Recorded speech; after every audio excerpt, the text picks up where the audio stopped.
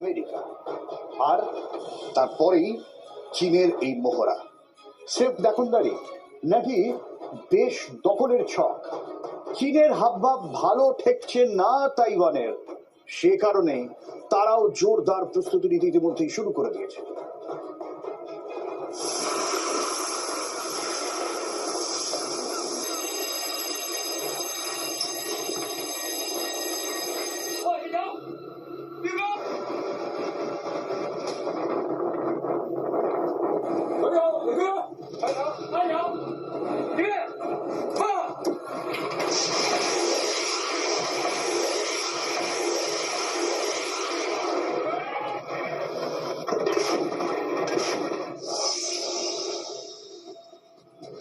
Taiwan স্বাধীন নয়, Taiwan তাদের।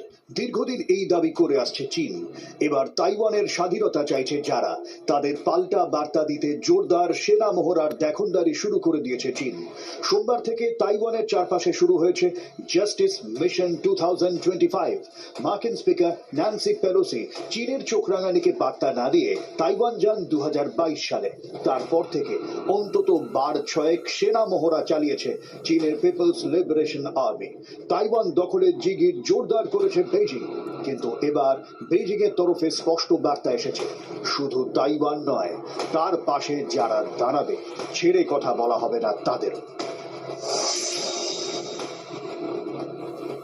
তাইওয়ানের কাছে 1,250 কোটি টাকার বেশি অস্ত্র বিক্রির কথা জানিয়েছে আমেরিকা। রেকর্ড অঙ্কের এই অস্ত্র বিক্রির ঘোষণা মাত্র 11 দিনের মাথাতে চীনের এই বিশাল মহড়া। আমেরিকাকে সরাসরি বার্তা দিতে চাইছে চীন, তা স্পষ্ট। শুধু আমেরিকা নয়, যুদ্ধজিগির রয়েছে জাপান আর চীনের মধ্যে। গত কয়েকদিনে নতুন করে সম্পর্ক তলানিতে থেকেছে দুই দেশের।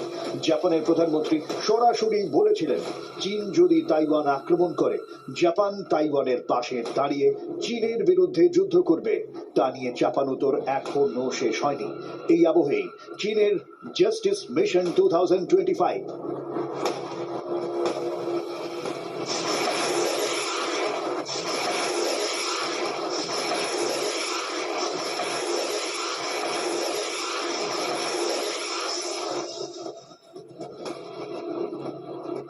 চীন বরাবরই তাইওয়ানকে নিজেদের অবিচ্ছেদ্য অংশ বলে মনে করে।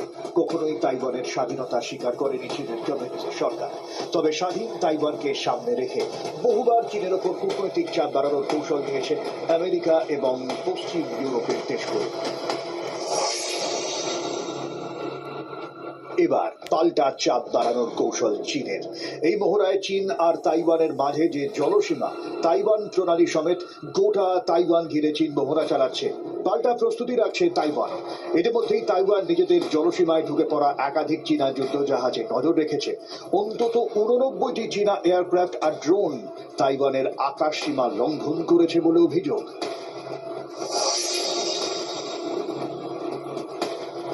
গোটা বিষয়ে নজর রাখছে আমেরিকা। ট্রাম্প যদিও মনে করছেন এই ধরনের মহড়া চীন আগেও চালিয়েছে, এবারও হম্বি তম্বি ছাড়া কিছুই নয়। এক্ষেত্রে চীনের একটা পদ্ধতি আছে যাকে বলা হয় গ্রে জোন ট্যাকটিক্স। এক্ষেত্রে সরাসরি যুদ্ধ না করে যুদ্ধে উস্কানি থাকে প্রবল। জলসীমায় ঢুকে বিপক্ষ দেশের বোটে আচমকা ধাক্কা মেরে কিংবা আকাশসীমা লঙ্ঘন করে ড্রোন বা এয়ারক্রাফট উড়িয়ে বিপক্ষকে চাপে রাখার চেষ্টা চালায় বেইজিং। 2016 সাল থেকে এই ধরনের চীনা বাড়াবাড়ি সহ্য করে আসছে তাইওয়ান। এবার আরো বড়ভাবে এই খেলা খেলছে চীন, যেখানে কার্যত তাইওয়ানকে ঘিরে ফেলে ব্লক করে রাখা হয়েছে। প্রত্যেকবারই তাইওয়ানকে সক্রিয় হতে হয়, তাতে আর্থিক চাপও বাড়ে। আর একটু একটু করে আকাশ আর জলসীমা ছোট করতে থাকে বেইজিং। এবার কি তাইওয়ানের গলার ফাঁস আরো আঁটোসাঁটো করতে চাইছে ড্রাগন, নাকি নেহাতি জুলু?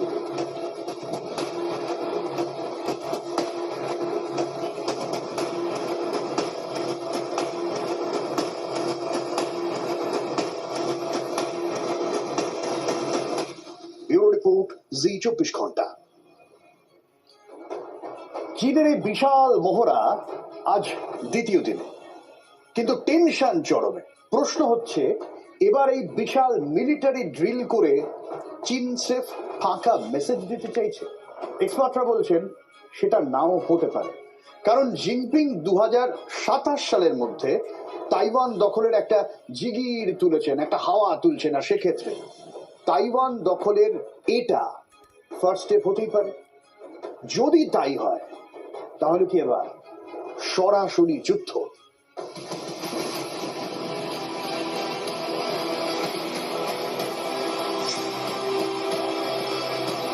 1989 সালে ভিয়েতনামের সঙ্গে শেষবার পুরোদমে যুদ্ধে জড়িয়েছিল চীন। সীমান্তবর্তী কিছুটা এলাকা দখল করতে পারলেও বড়সড় সুবিধা করে উঠতে পারেনি তারা।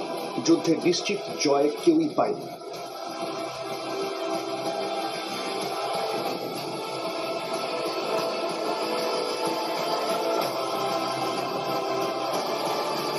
গালওয়ান সেক্ষেত্রে যুদ্ধ নয়, সে সংঘর্ষ বড় ধাক্কা খেতে হয়েছিল চীনকে। বিশেষজ্ঞরা বলছেন এই জেনারেশনের চীনা অস্ত্র ও সেনা টেস্টেড নয়, তাই চীন চট করে এখনই যুদ্ধের নাও জড়াতে পারে।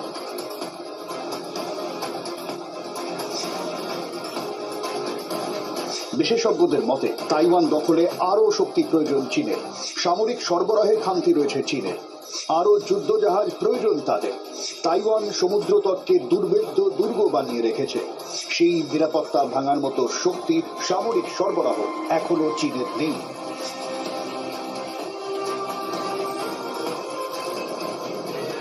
ফলে সমুদ্রপথের সঙ্গে সঙ্গে আকাশপথেও হামলা করতে হবে চীনকে, কিন্তু সেক্ষেত্রেও তাইওয়ানের আছে Patriot missile defence system, sky বো, F-16 যুদ্ধ বিমান। তাইওয়ান ছোট দেশ আর সামরিক শক্তিতে চীনের অনেক পেছনে থাকলেও খেলা খুব একটা সহজ হবে না, প্রতিরোধ থাকছে। তাছাড়া এয়ার অ্যাটাক করলে তাতে জড়িয়ে পড়তে পারে আমেরিকার জাপান। একযোগে একা এই হামলা চীনের পক্ষে সামলানো সম্ভব নয়।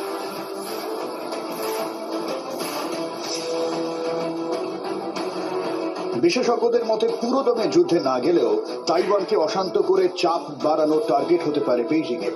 সেক্ষেত্রে তাইওয়ানকে ঘিরে ধরে ইকোনমিক ব্লকেড অসম্ভব কিছু না। সেক্ষেত্রে তাইওয়ানকে ঘিরে রেখে তার বন্দরগুলোকে অকেজো করে রাখা যায়, কোনো জাহাজই যাতে ঢুকতে বেরোতে না পারে সেই চালাকি করতে পারে বেইজিং। সেক্ষেত্রে চীনকে সরাতে যদি তাইওয়ান আমেরিকা বা জাপান হামলা চালায়, সেক্ষেত্রে দায় তাদের ঘাড়ে চাপিয়ে খেলা শুরু করা যাবে।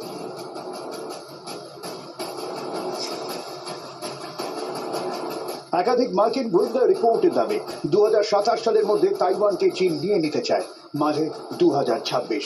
সেই প্রক্রিয়াকে শুরু করে দিল বেইজিং, যাতে সরাসরি যুদ্ধ এড়িয়েও তাইওয়ানের কোমর ভেঙে দিয়ে তার মাথা নিচু করানো যাবে। যদি বুধবারের মধ্যে মোড়া শেষ করে চীন 5 তারিখ গুটিয়ে নেয়, তাহলে স্রেফ জুজু দেখানোটাই উদ্দেশ্য ছিল বলে ধরে নেওয়া যেতে পারে। কিন্তু যদি তা না হয় তাহলেই বিপদ। বিশেষজ্ঞরা বলছেন হয়তো যুদ্ধজিগিরি উদ্দেশ্য জিনপিংয়ের। যুদ্ধের অর্থনীতি বড় কঠিন। রাশিয়া হয়তো পারে, চীন কি পারবে?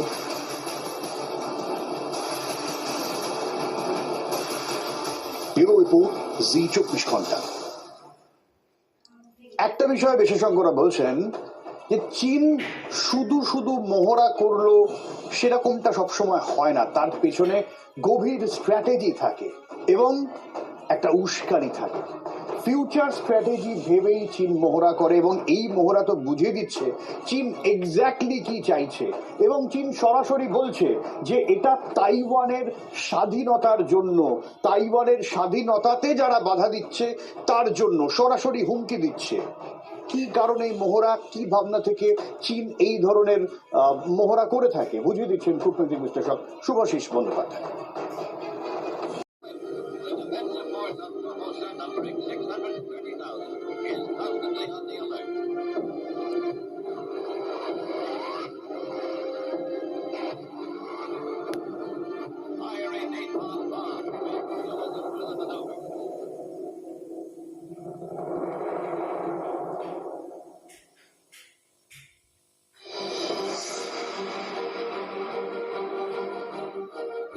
উনিশশো সালে অর্থাৎ দ্বিতীয় বিশ্বযুদ্ধ শেষ হওয়া পর্যন্ত তাইওয়ান জাপানের দখলে ছিল। সে বছর 18 আগস্ট তাইওয়ানের তাইহোকু থেকে উড়ে গিয়েছিল নেতাজি সুভাষচন্দ্র বসু।